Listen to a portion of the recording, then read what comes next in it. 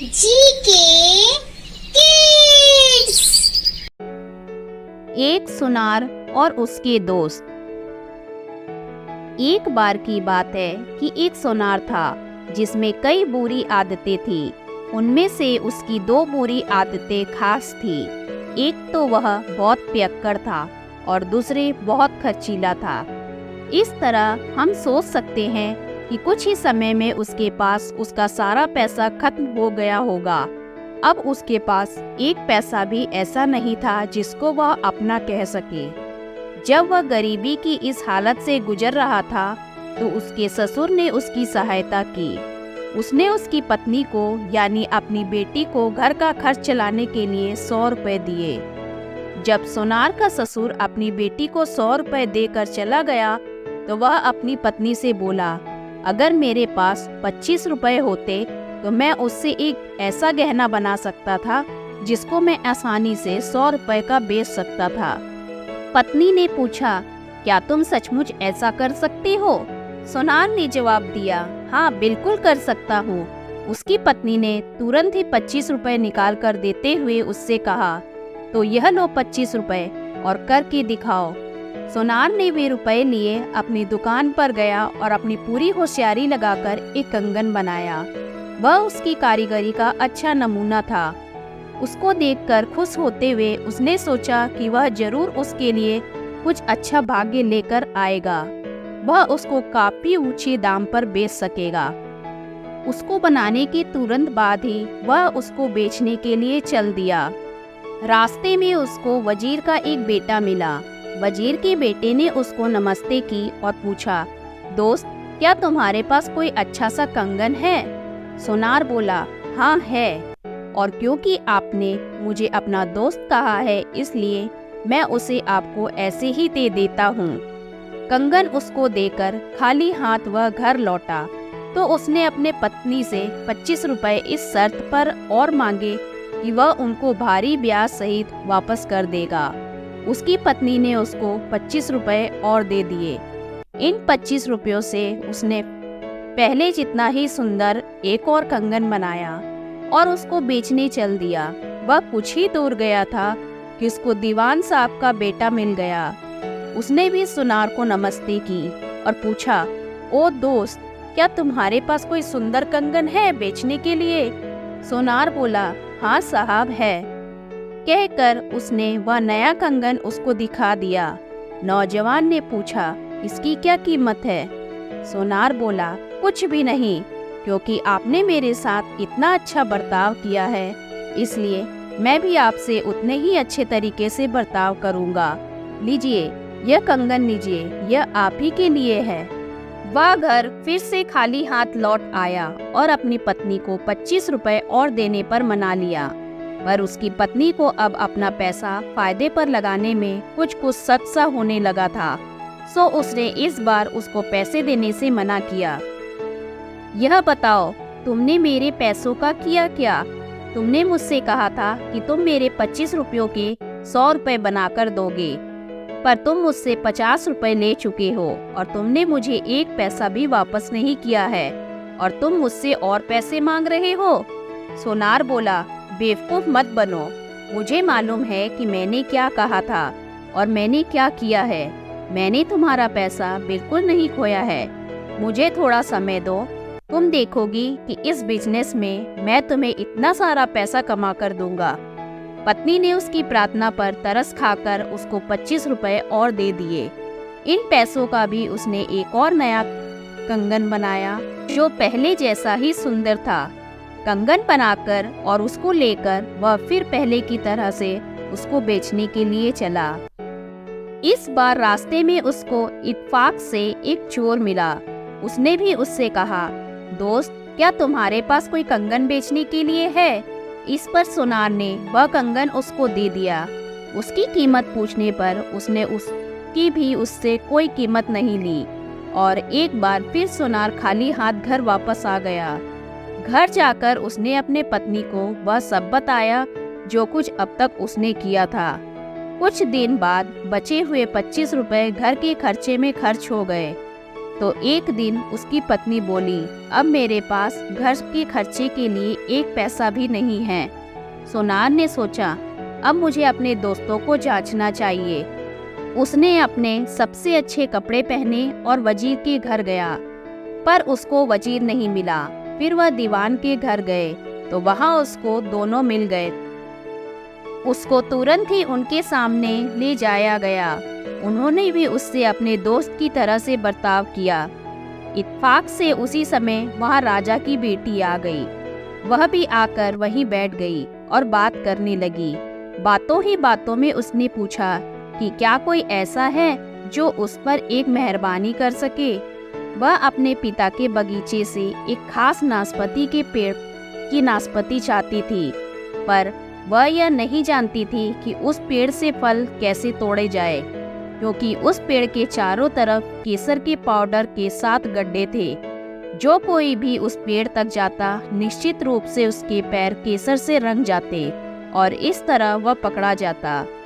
और यही वह राजकुमारी चाहती नहीं थी। यह सुनकर तीनों ने कहा कि वे बिना पकड़े उस पेड़ के फलों को लाने की अपनी भरसक कोशिश करेंगे।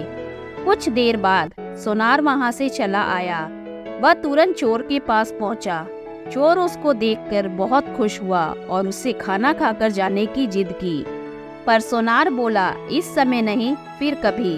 अभी तो मेरे दिमाग में कुछ दूसरी ही बात घूम रही है। चोर कुछ उत्सुकता से के साथ बोला, मुझे उम्मीद है कि वह कोई बहुत बड़ी बात नहीं होगी। सोनार बोला, है तो। मुझे राजा के बगीचे में लगे एक नाशपाती के पेड़ से राजकुमारी के लिए उसकी नाशपातियाँ तोड़नी है। उस पेड़ के चारों तरफ केसर के पाउडर के 7 गड्ढे हैं। जो कोई भी उस पेड़ तक उसकी नाशपाती तोड़ने जाएगा, उसके पैर केसर से रंग जाएंगे और वह पकड़ा जाएगा। राजकुमारी चाहती है कि बिना पकड़े गए उस पेड़ की नाशपातियाँ तोड़ी जाए। क्या तुम इसमें मेरी कुछ सहायता कर सकते हो?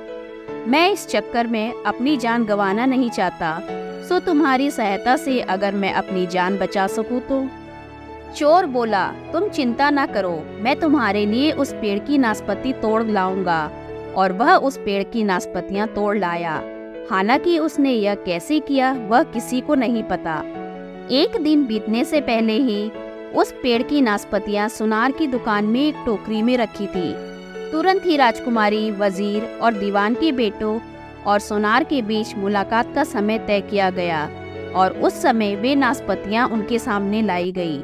राजकुमारी ने तुरंत ही वे नाशपातियाँ खाने की इच्छा प्रकट की, सो दीवान के बेटे ने एक नाशपाती छीनी और उसके छोटे छोटे टुकड़े काटे। उसने एक टुकड़े में चाकू की नोक घुसाई और उसको राजकुमारी को खिलाने की कोशिश की। जब वह ऐसा कर रहा था तो अचानक राजकुमारी को छींक आ गई। इससे वह चाकू उसके गले में लग गया और वह मर गई। दीवान का बेटा चिल्ला पड़ा, अरे यह मैंने क्या किया? मैंने तो राजकुमारी को मार दिया। वजीर का बेटा बोला, इसमें तुमने कुछ नहीं किया, यह सब मेरा कसूर है। सोनार बोला, नहीं नहीं, तुम लोगों ने कुछ नहीं किया, यह मेरी गलती है। अगर मैं नाशपाती ना लाता तो उनको राजकुमारी को इस तरह से ना खिलाया जाता। खैर, अब हमको इस बात का इंतजार नहीं करना चाहिए कि कोई हमको इस हालत में देख ले। हमको तुरंत ही एक मटका लेना चाहिए और राजकुमारी को उसमें रखकर नदी में फेंक देना चाहिए, नहीं तो उसका शरीर फूल जाएगा। इससे लोगों को पता चल जाएगा और फिर हमें फांसी पर चढ़ा दिया जाएगा। तुरंत ही एक कुम्हार के घर से मटका लाया गया और उसमें राजकुमारी के शरीर को रखकर नदी में फेंक दिया गया। शाम को देखा तो राजकुमारी का कहीं पता नहीं था। महल की सब इमारतों में उसकी खोज की गई और दूसरी जगह भी उसको ढूंढा गया, जहाँ जहाँ वह अक्सर जाया करती थी, पर उसका कहीं कोई पता नहीं था। राजा ने एक शाही फरमान निकाल दिया कि जो कोई भी राजकुमारी के बारे में कुछ बताएगा उसको भारी इनाम दिया जाएगा। अगले ही दिन एक आदमी राजा के सामने आया और उसको बताया कि पिछली शाम उसने एक आदमी को नदी में मटका फेंकते देखा था। यह सुनते ही राजा ने नदी में राजकुमारी को ढूंढना शुरू करवा दिया। नदी में मटका भी मिल गया और मटके में रखी सुंदर राजकुमारी की लाश भी। राजा ने फिर हुक्म सुनाया कि राज्य भर के सब कुम्हारों को उसके सामने पेश किया जाए और इस मामले की जांच अच्छी तरह से की जाए। सो राज्य के सारे कुम्हार राजा के सामने इकट्ठे हुए। राजा ने उनसे पूछा कि हाल ही में किसने मटका बेचा था। एक कुम्हार सामने आया कि 2 दिन हुए उसने एक मटका एक सुनार को बेचा था। इस पर सुनार को बुलवाया गया। राजा ने सुनार से पूछा, तुमने राजकुमारी को क्यों मारा? बोलो। सुनार चुप रहा तो राजा बोला, सोनार की चुप्पी सोनार को मुजरिम बताती है। 2 दिन के अंदर अंदर इसको फांसी पर चढ़ा दिया जाए। तब तक के लिए सोनार को जेल में बंद कर दिया गया। अब क्योंकि सोनार ने कोई जवाब नहीं दिया था तो राजा ने उसको फांसी की सजा तो सुना दी, पर उसका मन नहीं माना। उसने उसकी फांसी को 2 दिन के लिए और टाल दिया ताकि वह राजकुमारी की इस बुरी तरह से की गई हत्या की सही वजह पता कर सके। उसने एक गार्ड का वेश रखा और रात को जेल में सोनार के पास जा पहुंचा। उसने उससे कहा, तुमको कल फांसी लगने वाली है, क्या सब कुछ ठीक है या तुम्हारा कोई रिश्तेदार या कोई दोस्त ऐसा है इस समय तुम्हारी सहायता कर सके? सोनार बोला, पूछने के लिए बहुत बहुत धन्यवाद। मरने से पहले मैं अपने 2-3 दोस्तों से मिलना चाहूँगा। गार्ड बोला, ठीक है, आओ मैं तुम्हें उनसे मिलवाता हूँ। सोनार उसके साथ चल दिया। सबसे पहले सोनार वजीर के घर गया। वहाँ उसने वजीर के बेटे से कुछ बात की। उसने उससे कहा, ओ मेरे दोस्त, जब मैं फांसी के फंदे की तरफ जा रहा होऊंगा तब तुम मेरे लिए क्या कुछ कर सकते हो? वजीर का बेटा बोला, हाँ हाँ जरूर, तुम खुश रहना। ठीक समय पर मैं कमांडर इन चीफ अपने सिपाहियों को इशारा करूंगा और वे राजा को मार देंगे। इसके बाद सोनार दीवान के घर गया और उसके सबसे बड़े बेटे से बहुत देर तक बातें करता रहा। मेरे अच्छे दोस्त, तुम मेरी रिहाई के लिए क्या कर सकते हो? नौजवान बोला, तुम डरो नहीं, मैं तुम्हारी मेहरबानियों को नहीं भूल सकता। मैं ठीक समय पर आऊँगा और राजा को मार दूंगा। गार्ड ने भी यह सब सुना तो वह तो डर के मारे कांप गया। इसके बाद सोनार अपने तीसरे दोस्त चोर के पास गया। उसने उससे भी वही सवाल किया तो उसने अपने पहले दोनों दोस्तों से किया था। चोर ने उसकी नमस्ते का जवाब दिया और उसको कुछ देर बैठने के लिए कहा क्योंकि उस समय वह कोई बहुत ज़रूरी काम कर रहा था। उसने सोनार की बात सुनी और महसूस किया कि सोनार बहुत कष्ट में है। उसने उसकी सहायता करने का इरादा किया, हालांकि इसमें उसकी जान का खतरा था। वह उसी पल वहां से चला गया और राजा के महल की खिड़की से होकर महल की छत पर चढ़ गया। वहां से फिर वह राजा के सोने के कमरे में चला गया और उस आदमी का सिर काट दिया जो उस रात वहां राजा की जगह सो रहा था। यह करके उसने सोचा, अब सोनार को किसी बात का डर नहीं होना चाहिए। यह सोचकर वह उस आदमी का सिर अपने हाथ में लेकर सोनार के पास दौड़ आया। उसने वह सिर सोनार और गार्ड के सामने फेंकते हुए कहा, यह लो, अब तुम्हारी सारी मुसीबतें खत्म हो गई। अब राजा तुम्हें बिल्कुल परेशान नहीं कर सकता। इसके बाद सोनार गार्ड के साथ जेल में लौट आया। अगले दिन वह सब लोगों और सिपाहियों के सामने फांसी के फंदे की तरफ ले जाया गया। जैसे ही वह फांसी के चबूतरे के पास पहुंचा तो दीवान का बेटा अपनी तलवार खींचकर राजा को मारने के लिए आगे बढ़ा।